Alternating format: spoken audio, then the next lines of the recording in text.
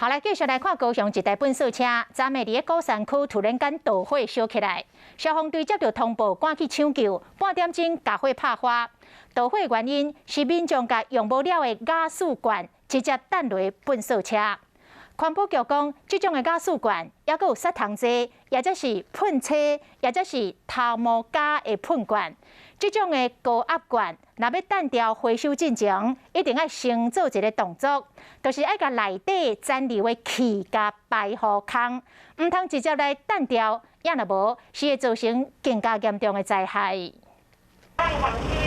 车到粪扫一个倒出来，消防人员赶紧喷水降温。公保人员赶紧并这粪扫清查讲，敢要有火，偏偏讲火阁烧起来。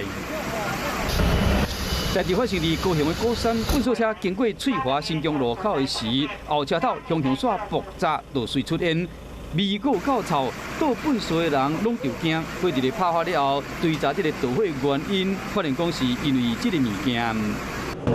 就是这种卡式炉专用的瓦斯罐，可能是因为内面的瓦斯用无了，真有可能伫运送过程中烧入出火星，或者个瓦斯点倒起来了造成火灾。有一瓶这一个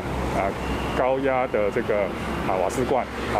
那有这一个烧焦的痕迹。唔拿瓦斯罐危险尔，其他类似的物件要但进前，拢要将内面的气体甲放好了，较安全。杀虫剂或者是喷漆或者是我们常在用的这个发胶喷罐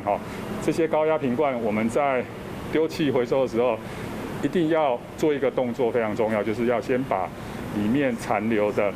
这一些这个物质把它排空。交代这摆无造成伤亡，后届要等粪扫进前提前乡亲，唔通因为一时方便造成环保甲消防人员真大不方便，甚至引起严重的灾害。好来。